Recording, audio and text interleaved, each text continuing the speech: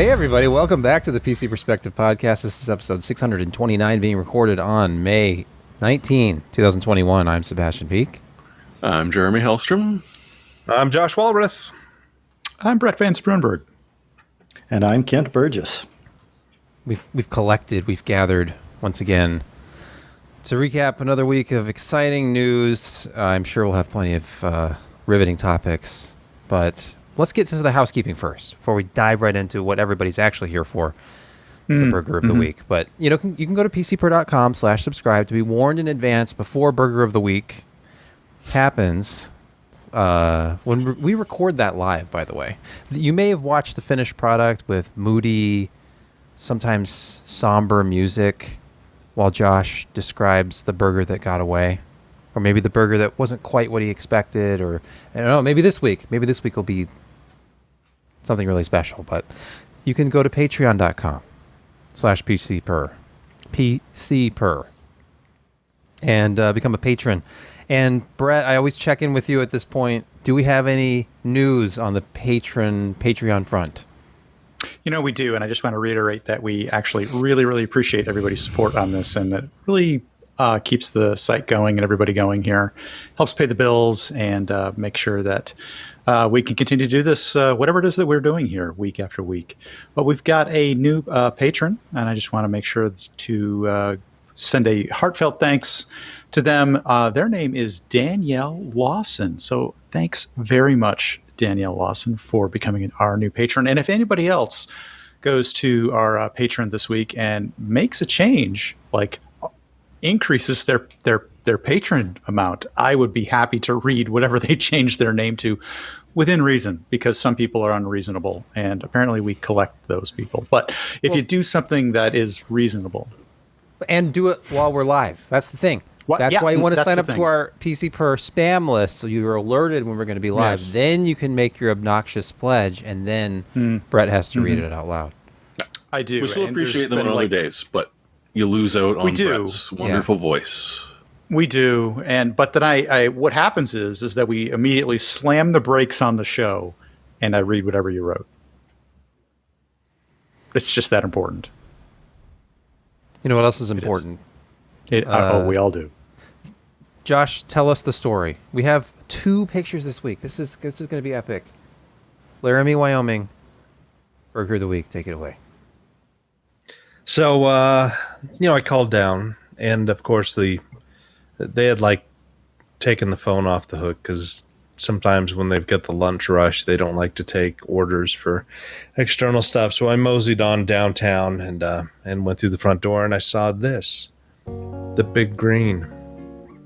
You can see that. They don't really have soup, even though the shadow of soup still exists. They have the shadow of Big shadow. Green. So can we move along to the actual picture itself of the burger? The Big Green, 2 4-ounce patties topped with arugula. Because I asked myself, where are the people going to get their arugula? And it's also got balsamic vinegar, fried green tomatoes, which, if you've never had, is an experience by itself. And then finally topped off with feta cheese. And on mine, I had some lettuce, tomatoes, onions, and pickles. And I wasn't sure what to expect. It's not often you put balsamic vinegar on a burger. But when you do, you expect things. And it tasted like spring. The arugula was extremely crunchy. You mix that with the onions and the pickles and the tomatoes and the fried green tomatoes, which is unique. And those things sometimes go a little bit more acid, sometimes sweet, but the balsamic vinegar, finally, at the end, it just comes through and it makes it all right. It combines it all into one glorious half pound of beef that goes into your mouth. And that's the Big Green.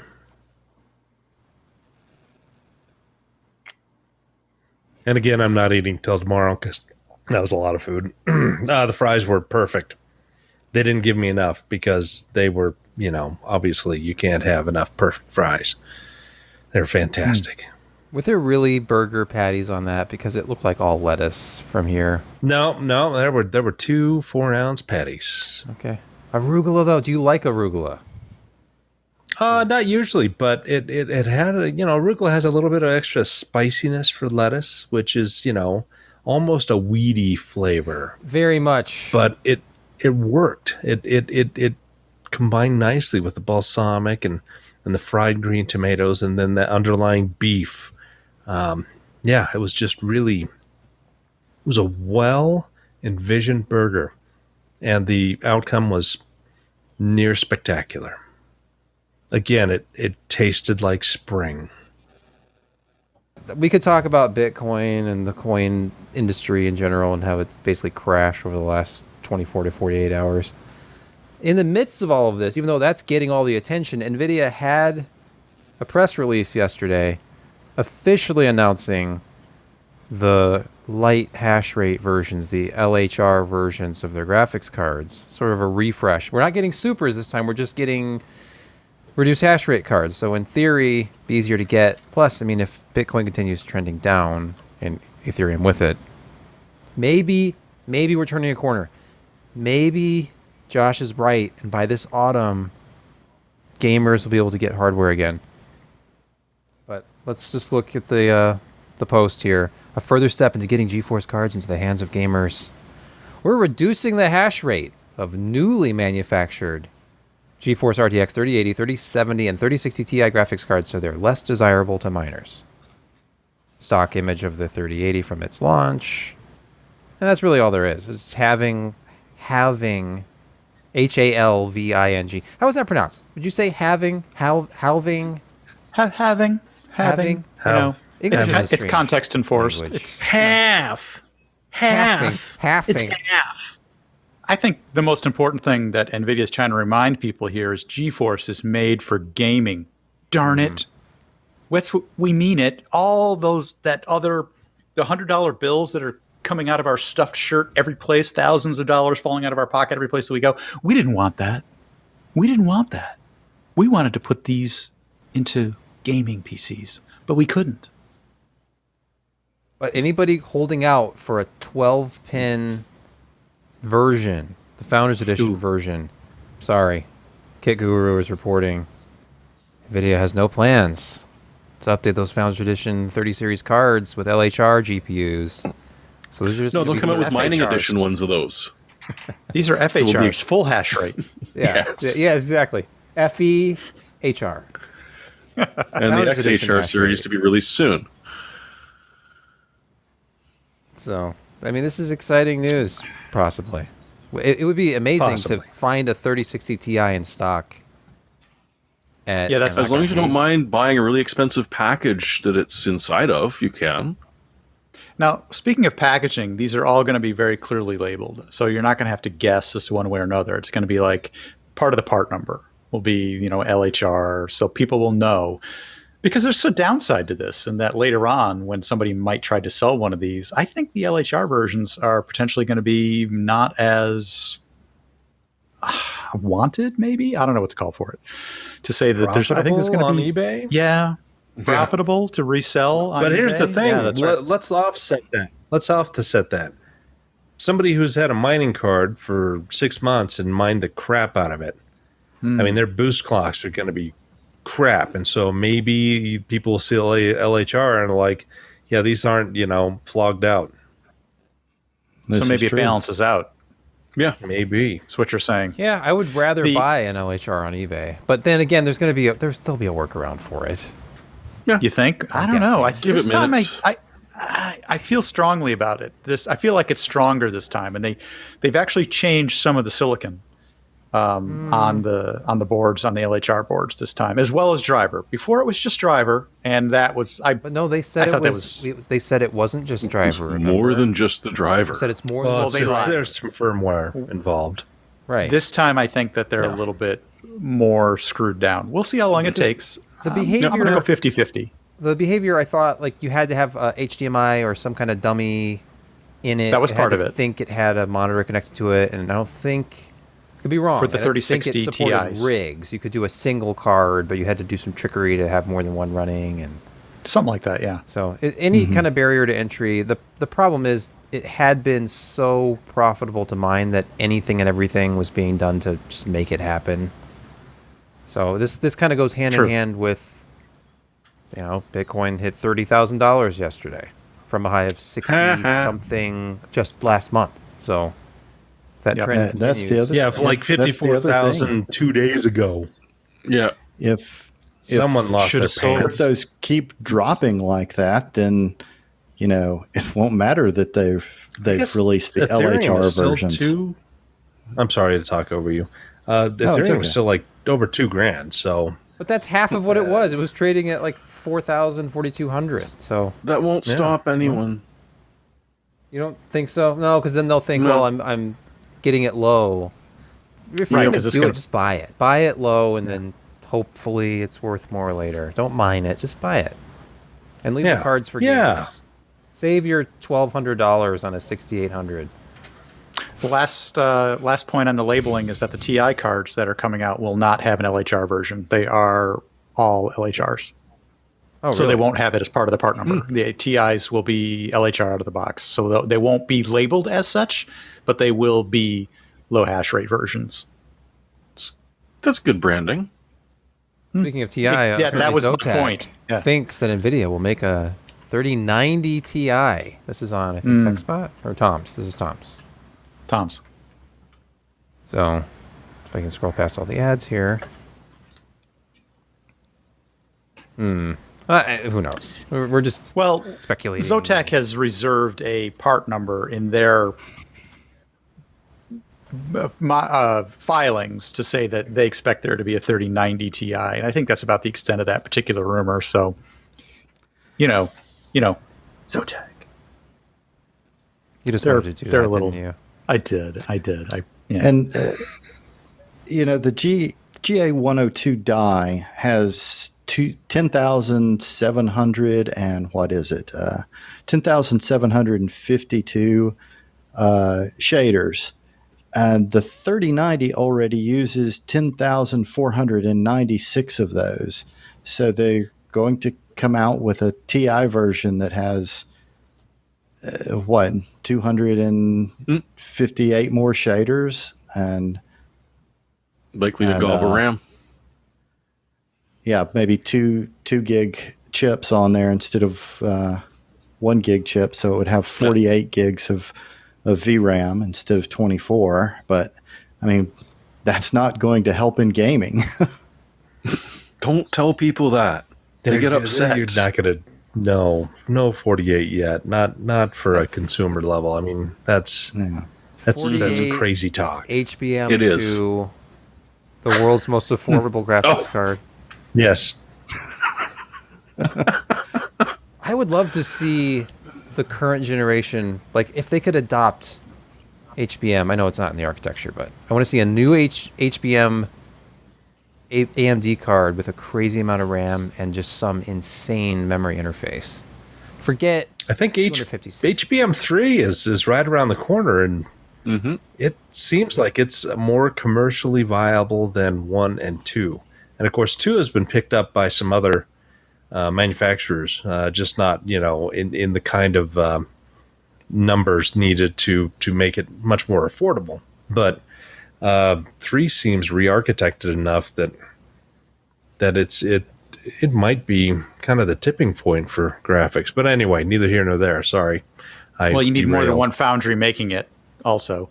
And That would help. secondly, time out. We have a pledge edit. The Okay. person's name is Cult of Multivino. And we all know what that means. Let's move away a little bit from GPUs. Although laptops have GPUs. This is interesting. This is one of the more interesting stories I saw this week. Jeremy had posted about this. The internet is abuzz. Framework, a repairable laptop, a modular laptop design, or literally designed to be worked on, to have, not everything is glued and soldered down. It's up for pre-order. It's $1,000. What can you tell us about this thing? Well, definitely don't drop it because it may just come apart. Okay. This is similar to the that kind of modular. Well, it's very Lego-like. So everything on the side, like your HDMI or your display port, are little click-in things. You can see the silver just to the left of the laptop there. Okay. So they click into the side in the way that you want. They didn't really talk about what the internal interface is, but it's probably some sort of bizarre PCMIA thing.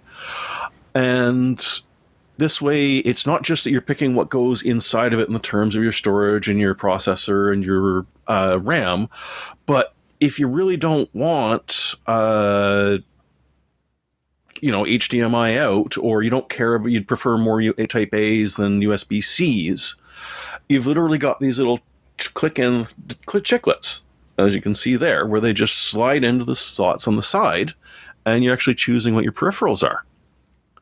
That's the neat part about it, but also the worrisome part about it, because I can see this being an extreme point of failure, especially after seeing what people do to just poor little USB plugs.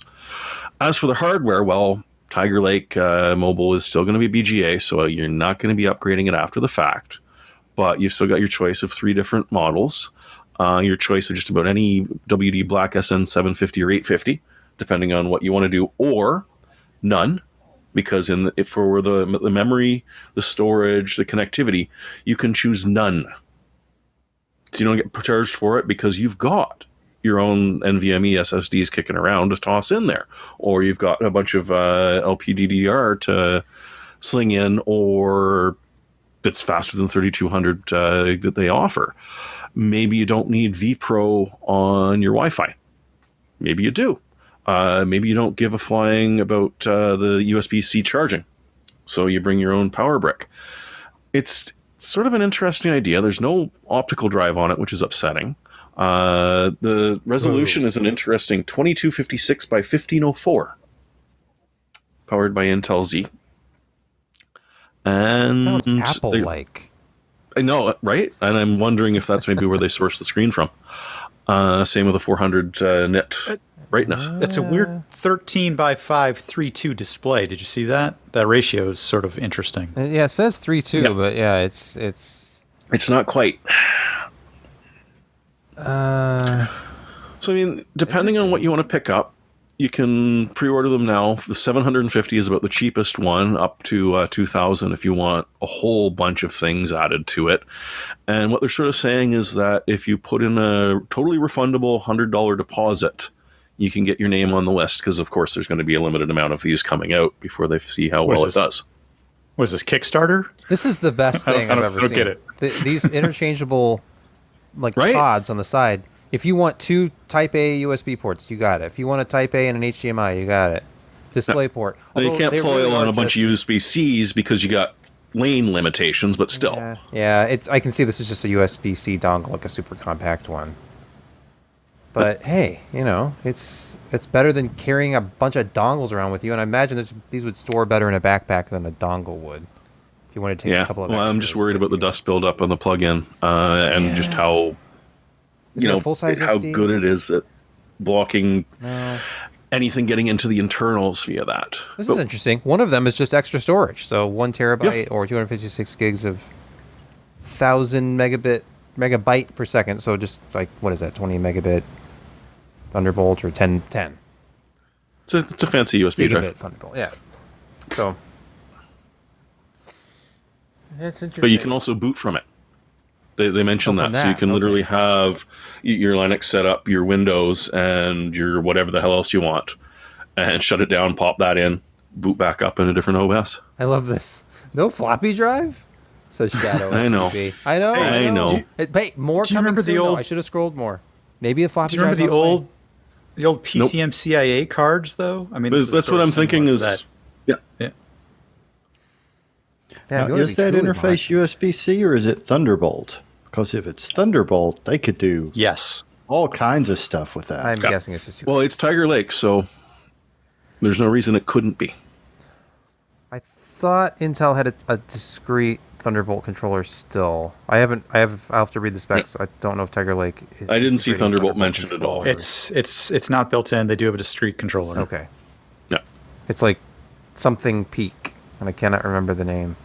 Titan Ridge and It's not I Light don't remember Peak, the is next it? one, the one after that. No, it's not Light Peak. I'll go look it up. Sebastian Peak. Yeah, Cougar. Sebastian Peak. It is is. the- It's Sebastian Peak. That's the 40 gigabit version, I That's think. the 80. No, I demanded that Oh, the they give 80. me the future-proofed, like 4 that was by good. 4. You held out for that one. Whatever it has to be. Good call.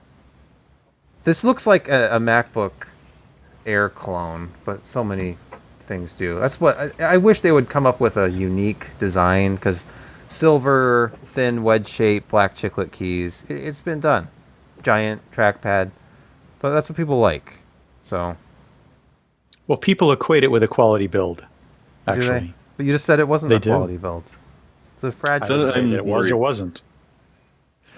I Oh, just that's said interesting. people equate that look with a quality build. But look, you can have your own bezel color. Stop complaining about bezel colors. Just pick your own. I would do an orange bezel with a gray laptop. That would look cool. It would. The Louis Rossmann word on this, because I know you're waiting, is that they are still not providing schematics. Oh, brother. It's for board level, How much level has he repair. raised now? But Of the his $60 modularity million is he wants? wonderful with this. But Yes, it is. he asked them, hey, you guys going to be providing schematics for board level repair? Because that would be like the final word in repairability. And the answer is no. Okay. Modularity Sorry. is good, though. Did you know that AMD's Ryzen 5000 processors might be closer than we think? Says Tom's Hardware. Is it the XT all over again? That's the question. Yeah. It looks that way. But they do get an important number as a badge of honor if you scroll down to the chart where they're listing the old and new speeds. I spy me a 5.0. Oh, nice. Yeah, a heavily bend 5950X perhaps that hits 5 gigahertz. That's single core boost, right? Or two core That's boost. that's the rumor. Yeah, Okay. it's probably their 2-core. Okay. But Favorite you could probably cores. massage that into something higher, or perhaps maybe get some more cores involved. While the previous generation's XT versions might have been kind of a whiff. I don't know. If you haven't bought one of these yet, it's certainly not an upgrade path for one you already own.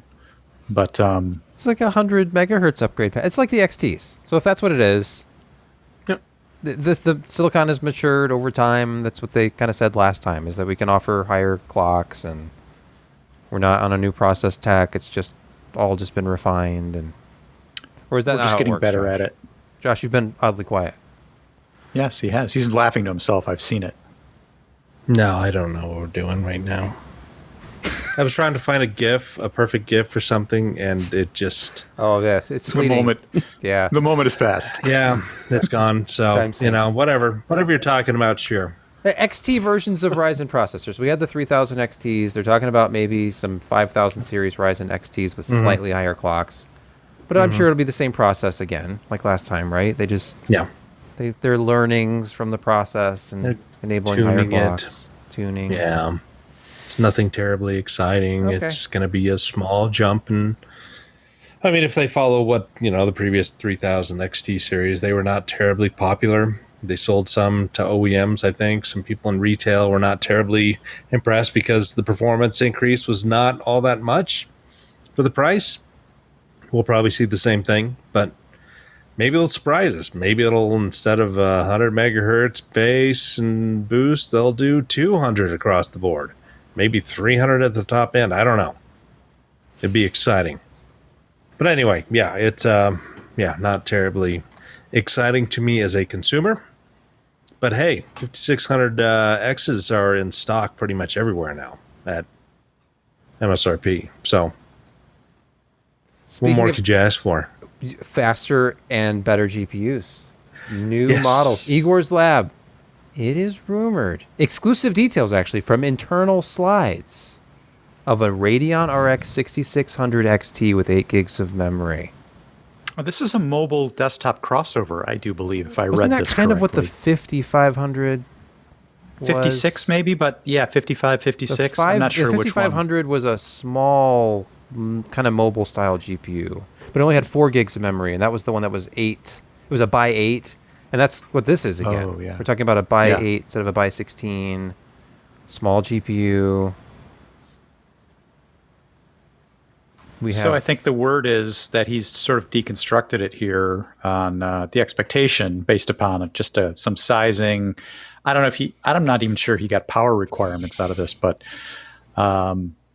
he's comparing it to as a competitor to previous gen 5700 XT that should be level great performance. Now that would be misreading fantastic. this? Is this not a desktop card, or is it a desktop card?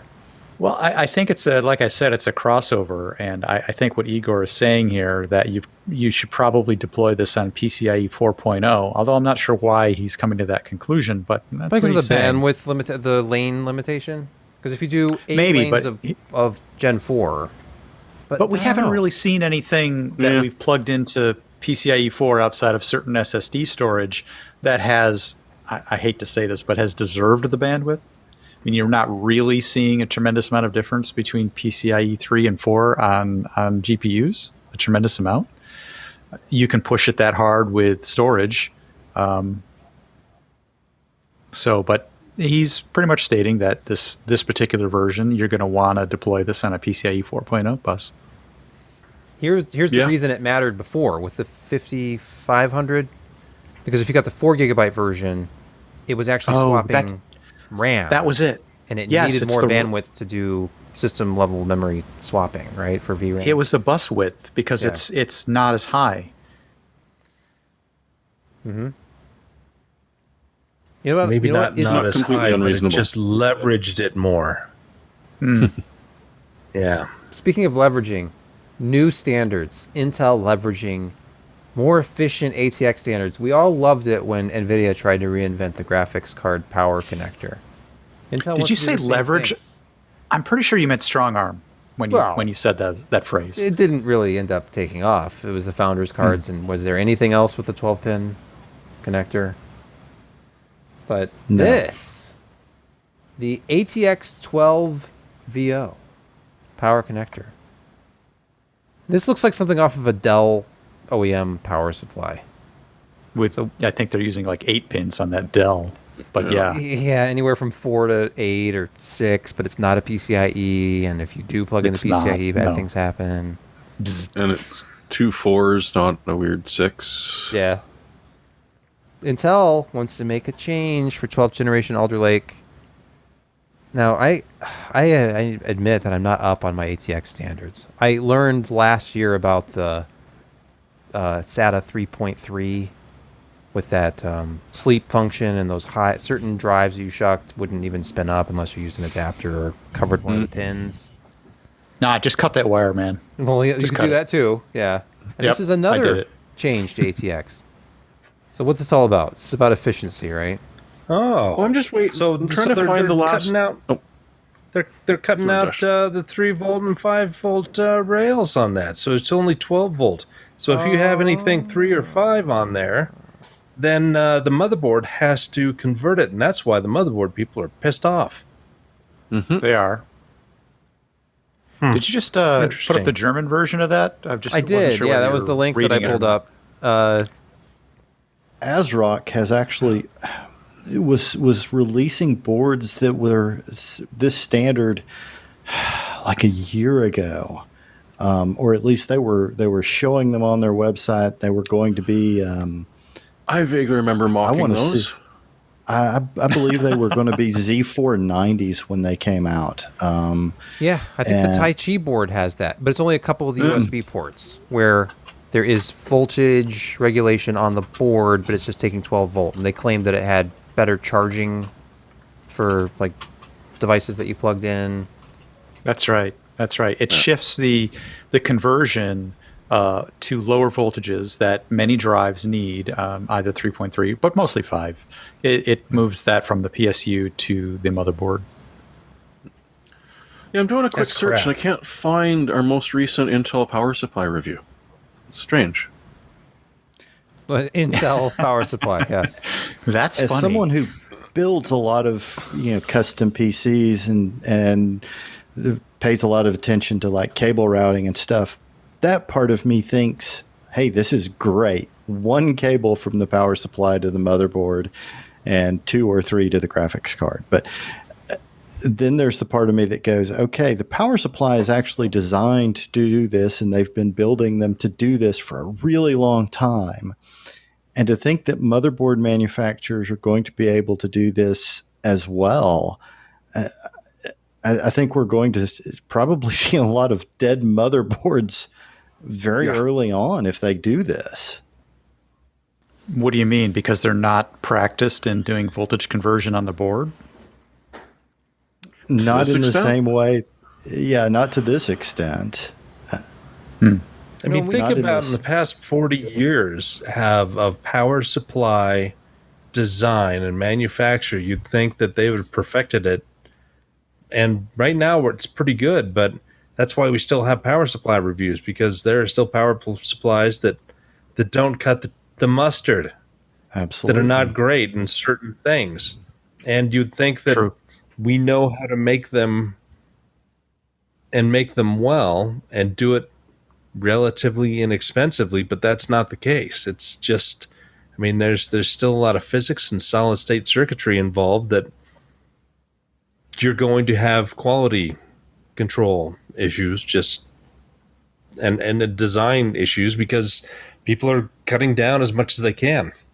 And motherboard manufacturers will be doing the same thing, except now they not only have to worry about like CPU power delivery and, power delivery to the PCIe ports and whatnot, which previously was pretty easy because it's all 12 volt anyway going, throughout the board, and the power supply handles the 3 and the 5 volt stuff. And now they have to put all that extra crap on there to do 3 and 5. I think that's just asking for, I agree with Kent there. It's asking for trouble because, I mean, motherboard space already is at a premium, and how is that going to affect, kind of the micro ATX and ITX type boards where space is even more at a premium? Well, you get another location on the board with a set of VRMs and chokes outside of what you usually use to control the bridges and the CPU. You get another and the heat set of those. And, heat, of course. Yeah. And the localized heat. But the other thing I'm thinking is, just broadly speaking, replacing a power supply tends to be significantly cheaper than replacing your entire motherboard. I was thinking about that. That might be arguable, though. I mean, if you've got a power PSUs supply, are expensive. Oh, you want a platinum? Yeah, you're going to be spending an immense amount of money. But then again, you're doing it for a reason. You need super low noise and decent thermals, and you don't care how much it costs to get that. It was almost going to be one of my picks because it was about half price off, but it's still almost $200. But I'm just thinking that you've got another part that can fail. And whereas in the old times, you could pop out a PSU, pop in a new one, and away you go. If in this case, you're looking at one of those converters going, you're just assembling the whole system and going out and buying a new motherboard. That doesn't seem great to me. But it's great for the motherboard manufacturers. I don't. Yeah, this is maybe not the best time to add more complexity and more components to motherboards, considering that there are such shortages. But what do I know? Or a switch over in standards away from components that people may already have. I mean, if you've already got an expensive PSU that you've invested in, and they're not cheap, many of them are not cheap. Easily $100 plus for 850s, thousands. That'll definitely serve you, even with today's heavier draw graphics cards and heavier draw CPUs. Potentially, this standard destroys that and turns that into what we hate, e-waste.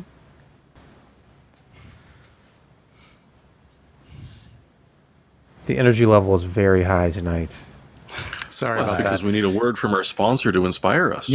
That would be a perfect time to suggest a word from our sponsor, which is a new one tonight. It's Molekule, the indoor air purifier, destroying indoor pollutants for everyone everywhere.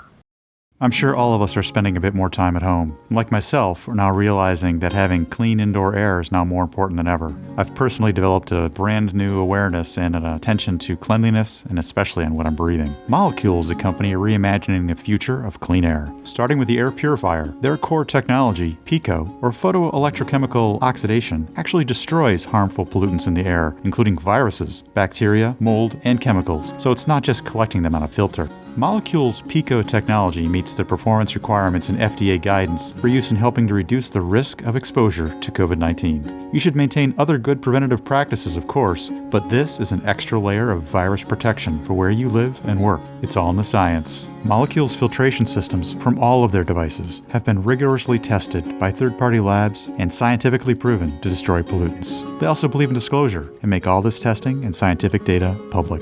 Molekule has various sizes of good-looking purifiers, ranging from their Air Mini, designed for rooms up to 250 square feet, to their Air Pro RX medical class units, designed for spaces up to 1,000 square feet. Now, for a limited time, save up to $120 on Molekule air purifiers by visiting molekule.com. That's molekule.com, and using our promo code PCPER. Enjoy free shipping and a 30-day at-home trial on your order. That's code PCPER at molekule.com.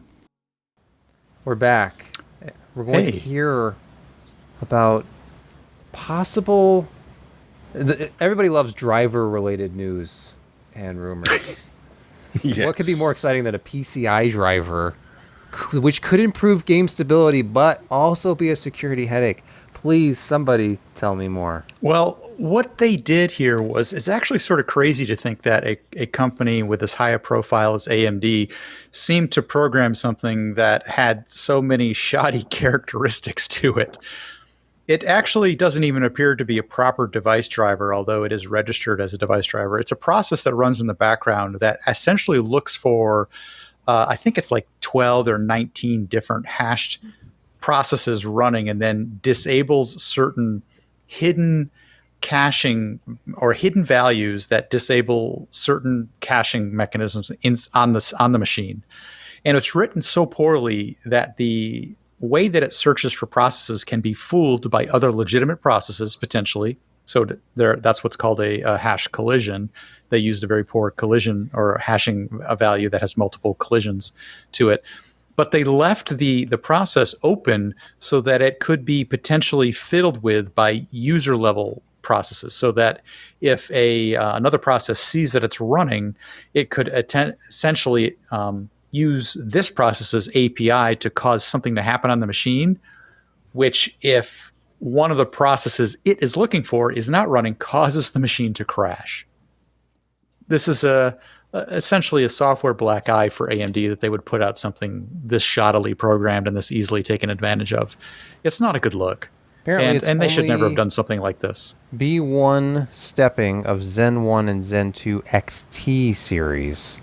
Correct. It's for older CPUs. But this should never exist. And I'm not sure if it's still running in later ones. That wasn't really clear that was true or not. But yeah, I mean, as far as the attack surface goes, if you can even call it that, it was really relegated to only affecting older processors. But AMD, write better software. Not a good look. No. Be better, AMD. We Hold believe on. in you. Yeah, be more like Apple. Says We'll get to that in a Brett. minute. We'll get to that in a minute, where we can praise Apple's software acumen, or lack thereof in certain cases. Justin just joined the PC Per patrons. So Welcome to the family, Justin. Justin, you're awesome. Thank you very much. You're invited Josh, to do you have a special for this. Do you have a special message for Justin? We love you, Justin. No. I love putting Josh on the spot. You never know what you're going to get. Or what you're not going to get. Or what you're not going to get. Anyway, AMD Hackaday. bad. Oh, wait, no. Bad on wait, AMD. We're going to wait. Sorry, okay, go ahead. enough bashing AMD about a driver All for right, PCI. all right. Okay, It's Hackaday. Hackaday Prize 2021. Rethink, refresh, rebuild. By Mike author of this post. You wouldn't do well in the middle of Europe, would you? I don't think so. SZCZYS. It's probably like CZ's. Mike Shish. Disease. Mike Disease. Mike Shishevsky. Sussex. Anyway, the Hackaday Prize, it begins right now. Like right now, as you're listening. Wait, May 18th, yesterday. It began yesterday. Yeah. Tell us more. Well, it's something they've been doing for, I believe it's 8 years now. And the idea is that they come up with 5 project topics. And the step sort of goes that you can actually win some of the prizes without ever building a damn thing if you know what you're doing and write out proper instructions and parts lists and assemblage of something that is obviously going to work. Though you're not going to hit the grand prizes unless you actually do produce these things. The grand prizes are kind of nice, up to 25 grand and a residency at Supply Frame Design Lab, which is one of the bigger labs down in the States that just sort of gives you everything you'd ever want to play with and sees if you can create something sellable. But there's a whole bunch of other different prizes. Like there's 5 top prizes as well as 50 or so others, 10 for each of the sections, based on various different things, like the example I gave of your overall project design. So this time around, they're trying to rethink everything. And of course, refresh work from home life is one of the topics, because why wouldn't it be this year? So if you've got nifty ideas for building your own ergonomic desk or ways of making, working from home and separating work and life a little bit more effectively, that's a category for you. Rethinking displays. So not just the nice little weather thing display on the outside of your door so that when you're going outside, it'll give you a list of everything and mention, oh, by the way, we're not seeing the fob on your keys. You forgot them, you moron. But even just like the usability of stuff for people that have physical challenges and can't really accurately use a touchscreen. Come up with a different way to do that. Rethinking robots. Not necessarily building Robbie the robot, but more automation. Those boring, repetitive tasks that you've got to do all the time, like washing the dishes, because, frankly, your dishwasher is a robot in a way. Kind of a crappy one, but it still works. So it's that sort of a category. Supportive tech, which is not so much better ways of providing tech support, so you won't win anything for providing a way to finally punch someone through a phone line, but, please to keep working on that. This is more, making the learning curve on stuff that you use less sharp. So how to properly document things, how to take a program that, at first looked like Photoshop is absolutely and utterly insane, and, run through the basic stuff that someone would actually use if they were going to use it, or GIMP or another type. And then the last one is just sort of a wild card, and essentially it's problem solving. So you've had a different project that you were working on, it went horribly, you couldn't do a damn thing until 3 weeks later, you just had a brainstorm, and boom, this is how you solve this problem.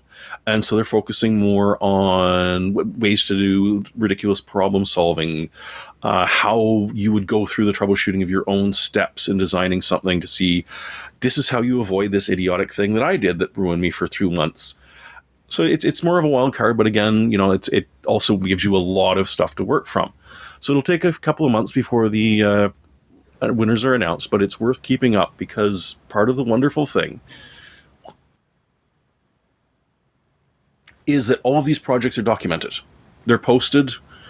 Even if it doesn't win, you'll still be able to see how to make them. So you'll actually be able to, browse through these and see if anything grabs your fancy and something that would be enjoyable for you to make. So it'll be documented, unlike the modular laptop we talked about. Yes. Which is sort of documented. Right. Sort of. Not to Lewis. Not to his... No. Not to the Lewis Rossman TM level. Audio tours. Microsoft Flight Simulator. I love this idea. Okay. Is it computer-generated audio tours or just recorded audio? No, it's actually, if you scroll down, you'll see that if you subscribe to a particular, I think it's called like a radio channel, Bush Talk Radio. It's a connection that you can make. Radio channel? Sort of, but it's inside like a virtual world. Yeah, Josh, what do you think about this? I think it's which you can drive around in now. I know, that's awesome. Well, you can drive around in Flight Sim? Okay. Wait, I've done that originally, but the highways are not that cool. And the cars, when they go whizzing by you and through you, kind of breaks the whole thing. You got to be no truck simulator. Yeah, you got to be at least 200 feet above ground before, things start breaking down. But, I've run around quite a bit in MSFS 2020.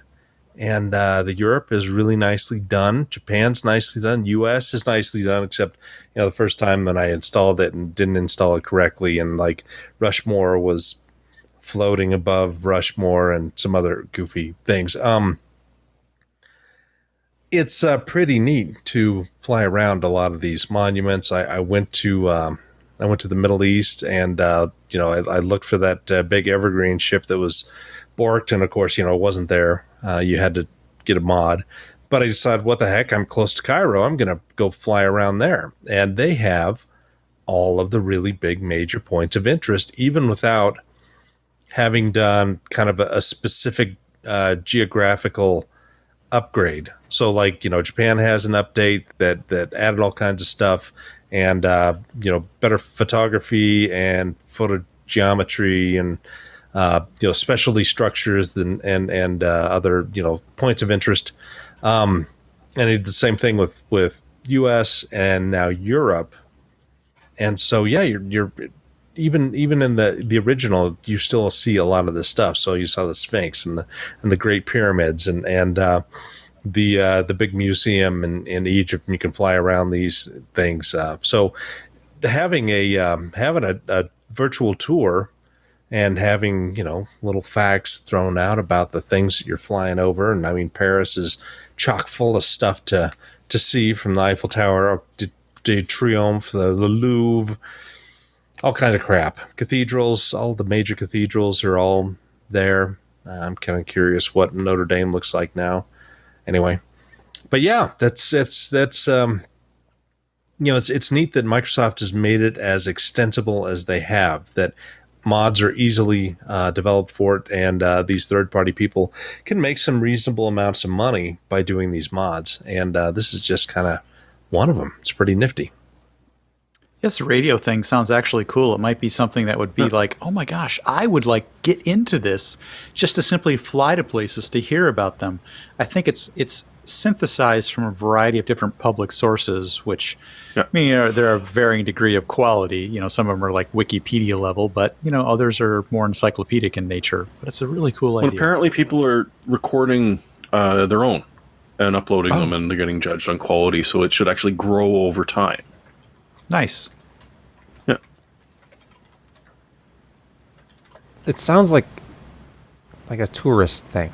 Like you're flying, and one of the interesting things about this building, it was constructed in 1862, and you've learned about little facts. Yeah. And Some of us like those sort of things. there's an old legend that his daughter actually drowned in a lake here, and her ghost comes back.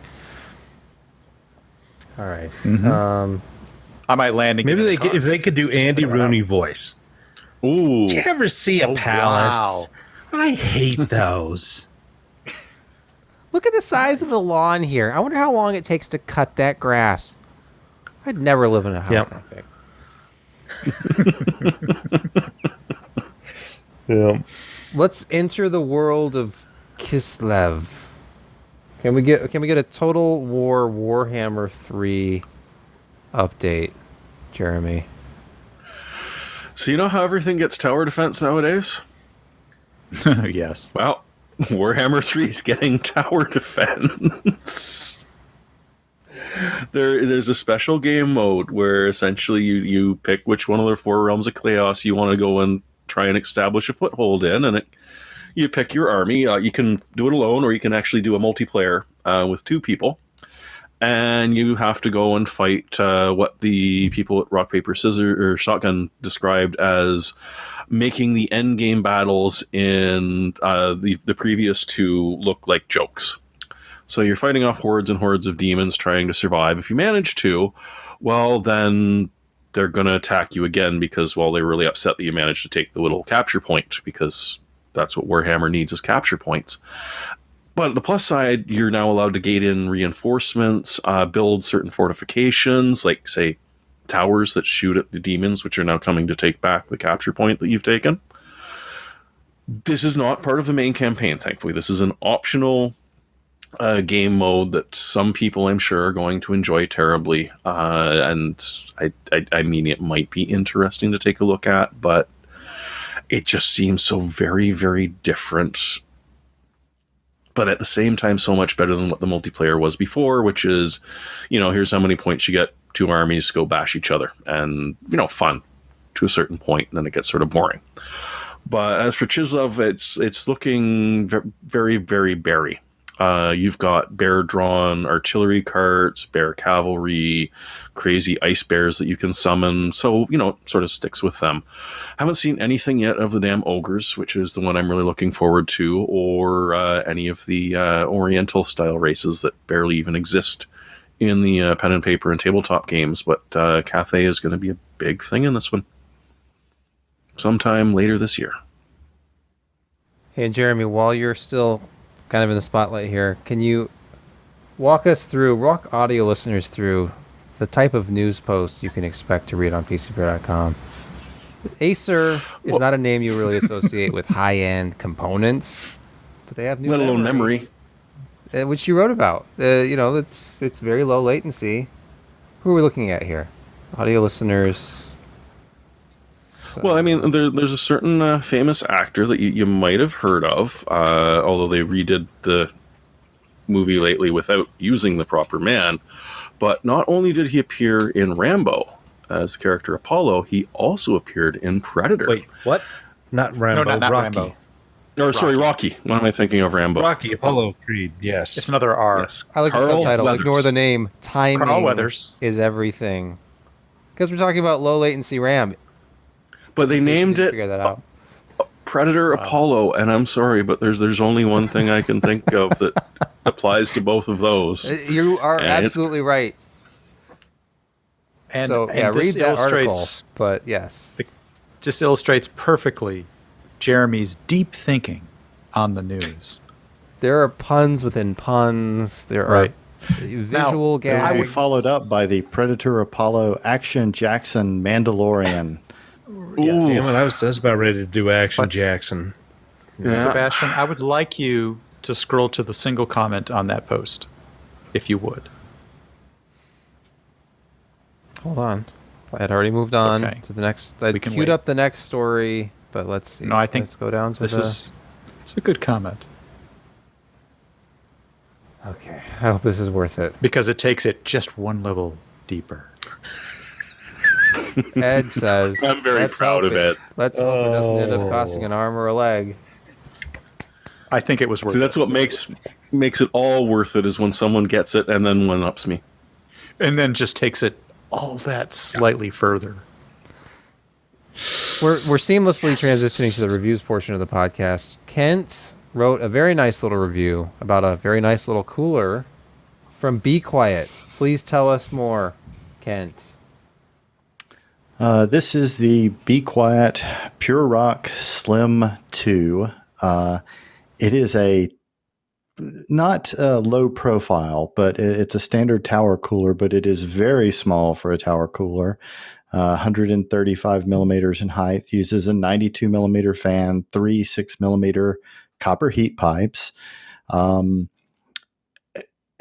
when I got the box and saw how small it was, I mentioned this in the article. I didn't have a lot of high hopes for it. But when I saw the price, which is just shy of $26, and then I did the testing on it. And so basically what you've got here is a cooler that outperforms or equals the very best stock coolers. It equals like the AMD Wraith Prism, which only comes or came on their highest end CPUs, and far exceeds the Wraith Stealths and any of the Intel stock coolers for $26, and it's practically silent at all but the very highest fan speeds.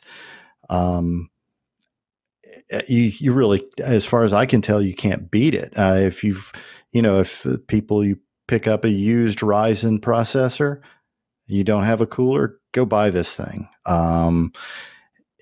You can't beat it for that price. If you're not going to be overclocking, it's a great little cooler. And like I say, absolutely silent at all, but at its highest 2000 RPM fan speed. Let's talk about photography for a second. This might be the best picture of the year so far. I stopped and just looked at this. It's a picture of the base of the cooler, but I don't know what it is about the lighting, the reflections. It looks ray traced. It's RTX. It's enhanced. Definitely good. Yeah. It's good. And that's a very flat looking base. This is a direct contact, 3 heat pipes going across here. It looks very, very. You mentioned that it was quite flat, right? It is the flattest and smoothest direct contact plate I've ever seen. We're talking about a $26 cooler here. Yeah, it's ridiculous. I liked the previous picture actually showed your attempt to illustrate that flatness with a razor blade that was backlit with a high intensity light and showing no gap. No gap. Yes, there's no gaps. I've never seen a direct contact base plate that didn't have at least a small gap between the aluminum and the copper where the heat pipes are matched to the plate. And it's just the only difference is the color. It's ridiculous. I like how this is out of the box set up for AMD, which is a departure from a lot of stuff the last few years. Yes. Mm-hmm. Not your standard AMD mount, but you had mentioned the Intel. So I fight the tabs here. It's just the push pins, which are not anybody's favorite. Getting them on is always kind of a pain because of pressure. Yes. I always have one pop out when the last one pops in, and this seems like a cost reduction here. Yes, absolutely. I don't think they could have done something else and kept that price point. Yeah. That's what you see from the lower end side stuff too. They go with the push pins for Intel with the lower price point models. But pretty freaking nice for well under $30, because that $30, $35 range has been dominated by the Hyper 212, yes. For a long time. Yep. This is smaller. What is similar cooling capacity, maybe a little bit lower cooling capacity, but quieter? Yes. That's the thing about the 212s. It's not silent. They're like 44 decibels under load, 45. I could absolutely not hear this fan over the rest of the system noise below 1,500 RPMs. And with the testing, that's with a pretty highly overclocked 3600X, running at 4.3 all core. When I didn't put it on the chart, but I just set that CPU at stock and let it run, and it never got over 62 degrees, and the fans never got over 1,200 RPM. But you wouldn't recommend this for a 3900X? There's a question in the chat. No, Be Quiet says that it is a 130 watt cooler. Now, my hardware info shows that the 3600X, the way I've got it overclocked, is pulling about 105 watts. Okay. And this did cool it for the 20-minute stress test, and it did not throttle below the 4.3, but just barely. If it had gotten 2 degrees Celsius hotter, it would have started throttling. So I don't think I would go for anything over 105 watts. I probably wouldn't recommend going over 95 watts. You don't happen to have it there, or is it installed right now? Just wanted to take a look at it's how actually physically large installed. it's installed, and it's a long story. The reason my background is not what it has been is because I had installed that on my streaming PC that I set up behind where I'm sitting now. And I tested everything and shut it down on Sunday to make some room for what I'm working on behind me. And I went to hook it up tonight, and either I've got a dead motherboard or a dead power supply, because no power at all right before the show. How would a new 12th VO power supply have served you here? That's the key. He needed that conversion on the board. I did, yes. Or would that have bit him harder? Lazily relying on your PSU to do all of that conversion for you, and look what happened. I'm guessing it's the motherboard, because that motherboard is probably the second oldest motherboard I've got in the house. So, as a very early generation B350, but okay, yeah. Well, you gave it the gold award. It's definitely worth checking out. I will mention, I know that you kind of gone back and forth with me about pricing.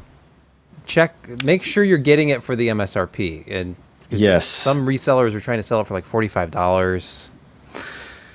That was what I first encountered, and that's why I actually emailed Sebastian about it. I was looking at this cooler and looking at the numbers I was seeing, and I had not heard a price on it yet. And so I looked it up on Amazon and saw $46.60, and I'm like, okay, no. And so I emailed Sebastian, and he contacted Be Quiet, and they got back with us very quickly. And at that point, the actual proper listings had gone up, and it's $25.90. That's what they do. They do the 90s. They don't do 99. So that's kind of the $26 price point. But that's the cheapest cooler they sell. And the next one up is only about 30, 35, and it's the 120 millimeter. This is a 92. Mm-hmm. So anyway. Basically, they couldn't stand the fact that it was actually really good for a really excellent price. They're just trying to take it. Whoever it was taking advantage of the component shortage. Indeed. I'll be completely honest. It's probably good that I didn't know the price to begin with, because if I had seen the size of this cooler and saw the price, I would have gone into my testing under the impression that this thing just can't be good for this price at this size. But it really shocked me as to how well such a small cooler could do and stay so quiet. It's not the size that matters. It's the motion of the fan blades.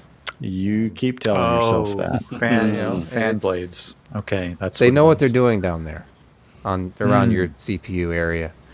Let's real quick. The thing I'm actually using right now to do the podcast, when Cherry, you may be familiar with Cherry of Cherry MX switches.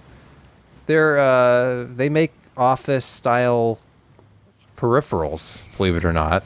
And they have Cherry SX switches, and I didn't even think about this, but the MX is mechanical switch. I guess the X is for switch. And SX is scissor mechanism switches. So just in retrospect, this makes sense. Yeah, it does. In retrospect, they have very utilitarian looking.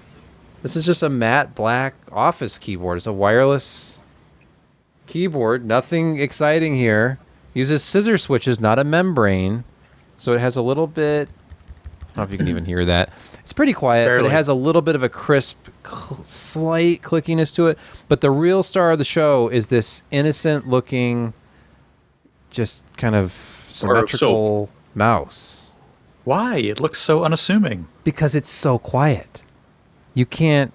I'm clicking on things, and I don't know what. Were you really clicking? I was clicking. Yes, you can. There is no sound when you click on this mouse. Is what I'm trying to say. It is the quietest mouse I've ever not heard in my life. So you can read the review, look at some more pictures of the keyboard. The keyboard's just it's a little bit nicer than your average membrane keyboard. I like that scissor mechanism feel in these. It feels like an old laptop. That's how I described it. With the legs extended, does it have deck flex? That would be like a thing. I wouldn't like that at all. There's very little flex. It doesn't flex as much as, say, a G3 iBook. Those were pretty flexy towards the middle, but it has similar feeling keys. That's what I was thinking of when I was typing on this. If you remember a G3 iBook, those scissor mechanisms and that particular kind of keycap is what they feel like. It had a very reasonable amount of key travel. That I didn't above average key travel with these. I liked it. It was like longer, but it was nice. And this is one of those, you get all the everything connects with the one dongle. It's just your standard wireless desktop setup, but it's all AA batteries. Self-destruct button on the bottom? That's actually the dongle. The big red one? It's red, so you don't lose it. Smart. You pull it out. Well, I mean, you could lose it. You could. And these are all AA batteries, right? Yep, AA, 2 AA's in the keyboard, 1 AA in the mouse. It comes in black or this white sort of lifestyle color. That's cheap too. Yeah, $46.96 on Amazon. That's decent. Nice. Under $50. Ultra quiet mouse. And I have been listening to myself on playback when I edit the podcast for months. Click, click, click. Every time I change screens or bring up a different tab, there's a click. You're right. And this thing is dead silent. It has that. Do you still get an activation feeling? Yes, it's like a trackpad on a laptop where you feel that slight click under your finger. You don't really hear it out loud. It's just like that. It's almost like haptic feedback. They nailed it. What's the name of the mouse? It is the Stream mouse. It's the Stream series. So they aim these at live streamers, is what you're saying. Exactly. To be quiet in the background. Yeah. You don't need anything flashy because it's not on camera. It doesn't have any lighting. I mean, if I were to build my ideal streaming keyboard, it would have just a faint white backlight so I could see in a darker environment. But you can't have everything for $46. I would have got this just for the mouse. That's why I agreed to do this. I was reading their literature and it's like ultra quiet mouse clicks. Like, really? Is it ultra quiet? It is. Anyway. That's an endorsement. That's all I have to say about this. Cool. And it's time to move on to picks of the week. Picks. Week. Indeed. Picks of the week. Week.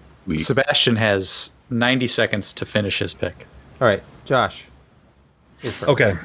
Last week I had talked about how much I enjoyed my Grado SR 225s and that, if you're looking for, headphones, you should maybe consider them. I mean, they're a little bit more pricey, but boy, they last a long time and they sound great. And I was wondering why they were hardly in stock anywhere. And now we know.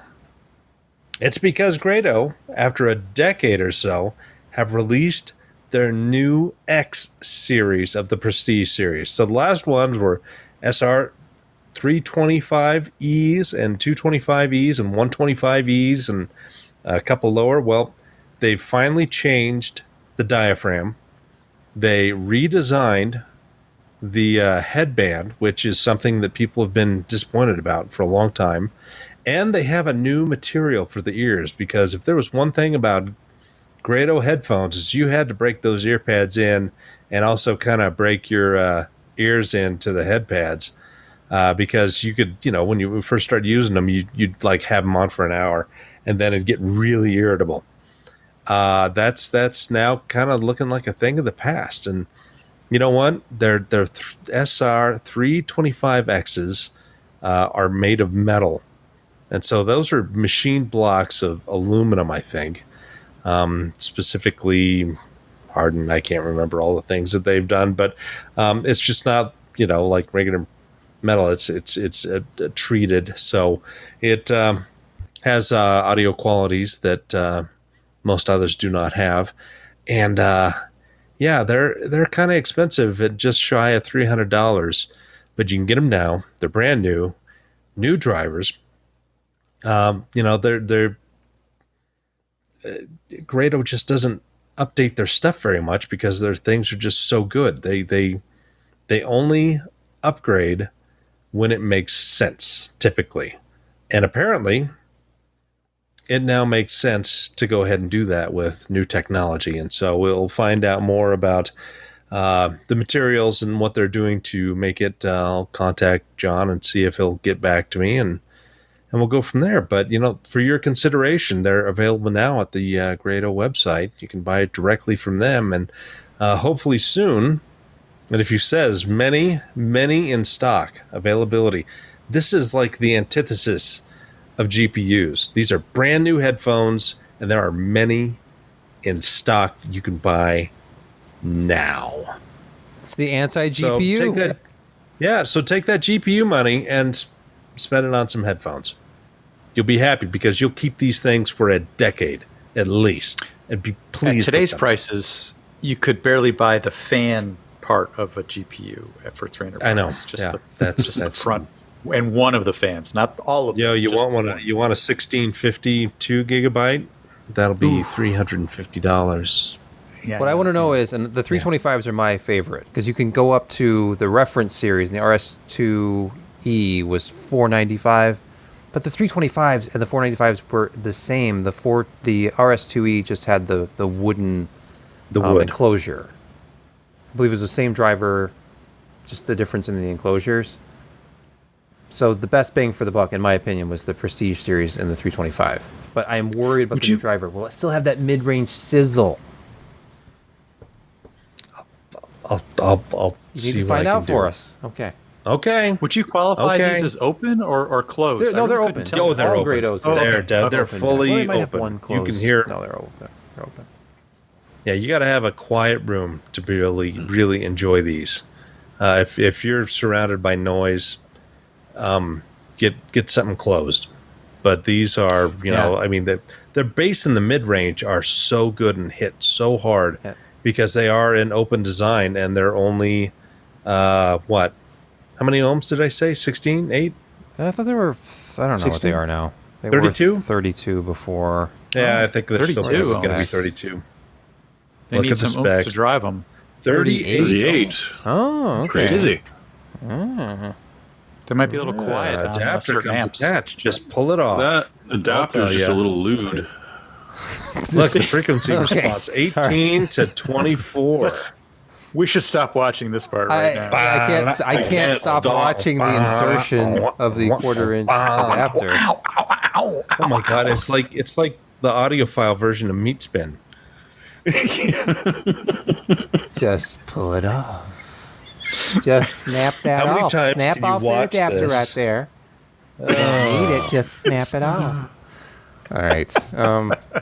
We're going to I think hell. I saw that episode.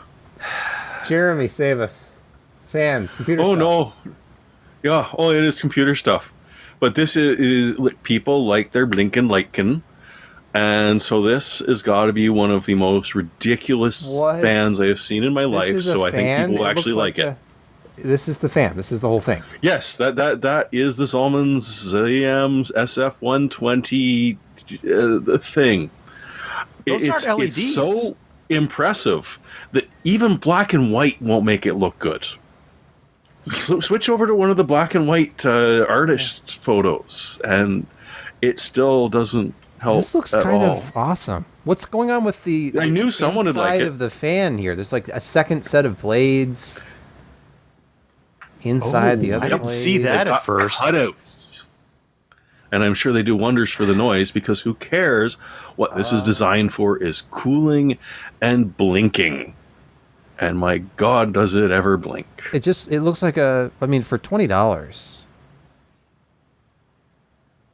it's just And it's 20 Canadian. You're probably getting right. cheaper It's down like south. $10 US. No, not really. It's like $12, $14, $15. So yeah, It- if you need fans that will just stand out beyond anything, If you want fans that look like insects, or really really mangled UAVs, or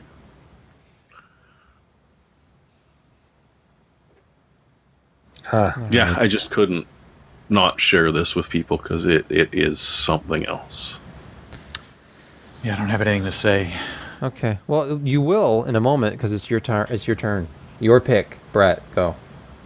So, as many of us do, I received the email from one of the internet's favorite electronics and computer parts retailers, Circuit City. and Tiger Direct. yes, it was a CDW, except I deleted that one. Oh, okay. And then I read the one from Newegg, and then I'm like, oh my gosh, look at this. This is a really good price on a 10-inch, 200 watt powered sub. I happen to have a 200 watt 10-inch sub from Definitive Technologies in a very, very large room, and it disappears. So this is a really good size and an excellent price. The regular price on this is significantly higher. So $140 for a 10-inch ported sub with a bandpass filter, a volume adjustment, as well as remote power on.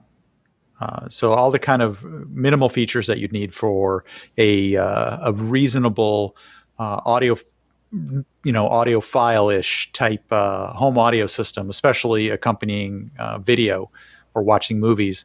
This would be a great addition to your AV receiver or setup that you have for watching videos in the whatever room inside the house. Be careful. The 10-inch sub is going to be pretty good. Be careful when positioning it, because the rear ported Correct. Subs, they sound a little tubby when they're too close to the wall. I have They my like to 10-inch huff sub at you. in the corner, but it's ported on the bottom.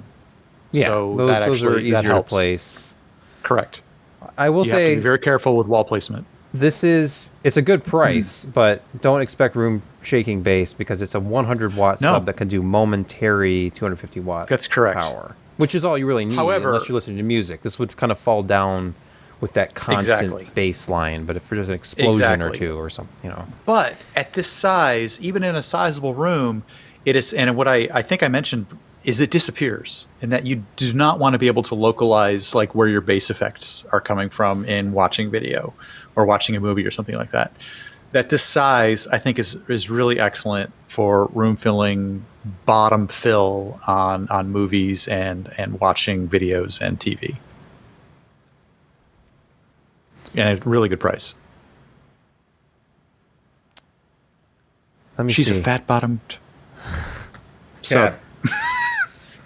My pick this week is the website Accessories for Less, which, if you haven't ever heard of it, they are basically the internet's, well, if I'm clicking with the right mouse here, they're the official refurbished seller for a lot of brands. So if you go down and look at their official brand, like affiliations, they're the Marantz and Denon and Yamaha and Kef and Focal and Polk Audio, Canton.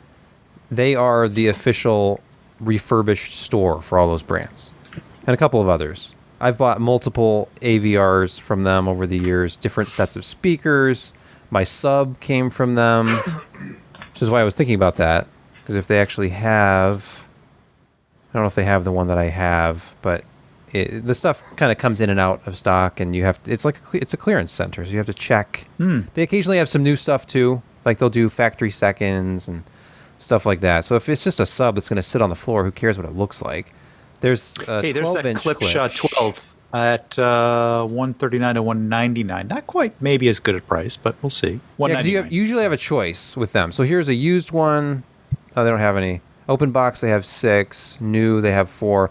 The pricing obviously goes down lower if it's open box. Like, there's like store returns that can't be sold as new anymore, that kind of a thing. But Isn't open box almost equivalent to used? I mean, that's a legally, distinction yes, without a difference. Yeah.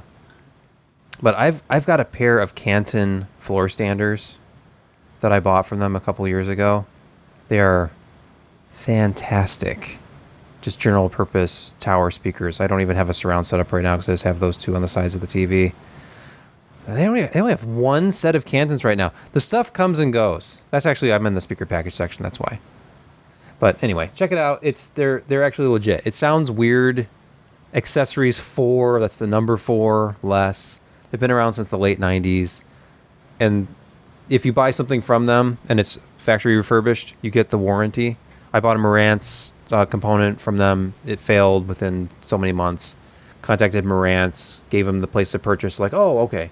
And then they just sent me a replacement unit. So it's all That's great that they respect them as a legitimate outlet. They are their official refurbished partner. But check them out if you're in the market for an AVR or something. You can spend way less just getting a B stock unit or something from them. And that's it. I actually had a pick this week, sort of. Woohoo! Hey, I'm noticing pick. a lot of audio in the picks actually lately. Yeah, we've been doing that. And I want to pick like Josh has talked about that Sound Blaster, and I love just the idea of a creative Sound Blaster card because it's so classic. I will say, if you check out Audio Science Review, look at their review of the EVGA New Audio Pro. The New Audio was great. I reviewed that. I got a Pro in. I never ended up writing up the whole review. I need to do that, but it was just taking it to the next level, basically. It came with a separate multi-channel component that was like it had to be connected to it, almost like SLI. You had to do a data cable from one to the other. But the New Audio Pro, check out the Audio Science Review of that. It is fantastic in measurements. The performance is great. The measured performance is near pro level, which, I mean, that's the name. You pay more for it, but you're getting a tremendous sound card that rivals discrete external DAC and headphone amplifiers in and above its price range. So we can do that another time, but there's a lot of really good audio stuff out there. But I'm shortchanging Kent here. Take all the time you need. Kent is next with his pick of the week. So my pick of the week is something that we have not seen in over a year, a reasonably priced, high-quality power supply.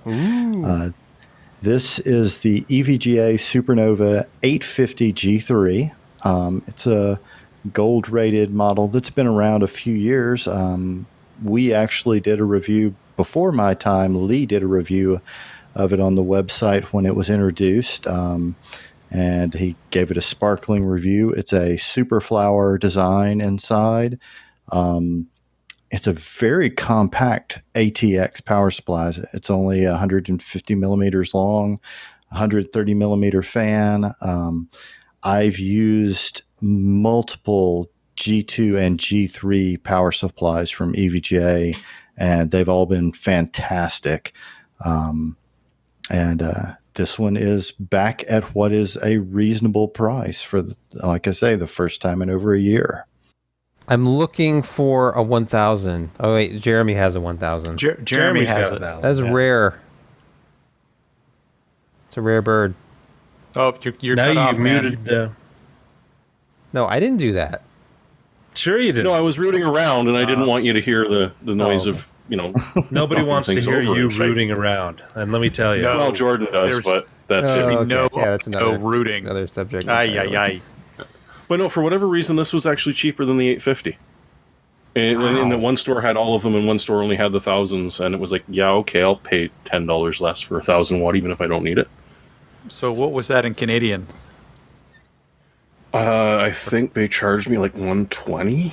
What are those rubles? 120 Canadian what is the rubles? money? Yeah, Canadian no, it was like it was cheap. a very, very good deal. And look at it now. Here's the 1000. $335, but it says request price. Oh, if Holy you have to crap. ask. You have to log If in you to have see the to price. ask. But yeah, 1,000-watt power supplies have been selling for well over $200. That's And look- also not from Newegg. That's No, it's from not, yeah. 1+1. Okay, Yeah, shipped shipped from from China. Most customers Please receive allow us within 5 to 8 weeks for 32 delivery. days. 7 to 32 days. You know, Yeah, somewhere in right. there. Sure. Was there anything else this evening? No. Okay. They came I'm in at glad a you got to tight throw in a hour and a pick. half-ish. It'll be... I don't know what it'll actually be after the editing. An hour. I'll just cut out everything that I said. No, man, you moved it right along. So nice. I tried. Nice job. Nice job. And we'll do it again next week. Tune in again for more exciting news, more reviews of exciting things like inexpensive desktop keyboard and mouse setups. Maybe I'll even throw in an SD card review. You never know what's going to Crazy. happen.